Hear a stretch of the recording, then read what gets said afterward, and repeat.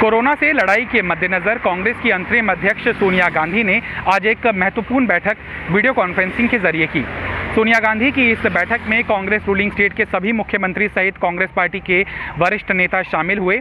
मुख्यमंत्रियों की बात करें तो पंजाब, राजस्थान, पुदुचेरी, छत्तीसगढ़ के मुख्यमंत्री इस बैठक का हिस्सा रहे। वरिष्ठ नेताओं की बात करें तो सबसे महत्वपूर्ण पूर्व प्रधानमंत्री doctor Manmohan Singh video conferencing के जरिए इस बैठक से जुड़े। राहुल गांधी इस बैठक का हिस्सा थे।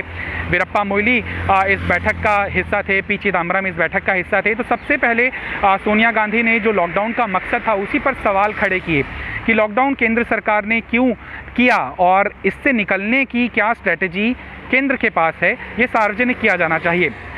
मनमोहन सिंह ने भी सोनिया गांधी की राय में हाँ भरी और ये सवाल उठाए कि क्या लॉकडाउन 3.0 के बाद देश को लॉकडाउन 4 और लॉकडाउन 5 भी क्या देखना पड़ेगा। ये सवाल खासे महत्वपूर्ण है जो देश की जनता भी जानना चाहती है। राहुल गांधी ने भी अपनी राय यहाँ पर साझा की और कहा कि सबसे थ्रस्ट जो एरिया केंद्र सरकार को जिस पर सजगता दिखानी चाहिए वो एल्डरली हैं। हमारे बुजुर्ग जो खासतौर पे डायबिटिक या हार्ट पेशेंट हैं, उन्हें किस तरह से सुरक्षा केंद्र मुहैया कराएगा इस महामारी से निपटने के लिए, इसकी रणनीति पर विचार होना चाहिए और इसको सार्वजनिक किया जाना चाहिए। मुख्यमंत्री जो हैं, राजस्थान के मुख्यमंत्री खासतौर पर अशोक गहलोत ने कहा कि उनकी गवर्नमेंट को 10,000 करोड़ रुपयों का राजस्व नुकसान पहले ही हो चुका है।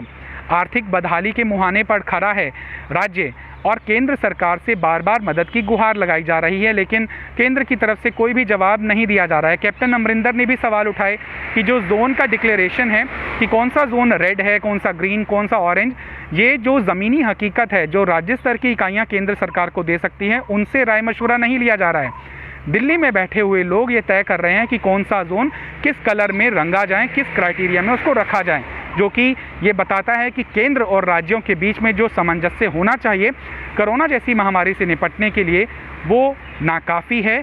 और कई स्टेट तो इस तरह से भेदभाव का भी आरोप लगा रहे हैं। छत्तीसगढ़ के मुख्यमंत्री भूपेश बघेल ने कहा कि 85% जो उनके राज्य के लघु उद्योग हैं वो फिर से ऑपरेशनल हो चुके हैं और लॉकडाउन से पहले जो 85,000 मजदूर काम कर रहे थे वो फिर से काम के ऊपर लौट आए हैं। तो ये महत्वपूर्ण चीज़ें थी।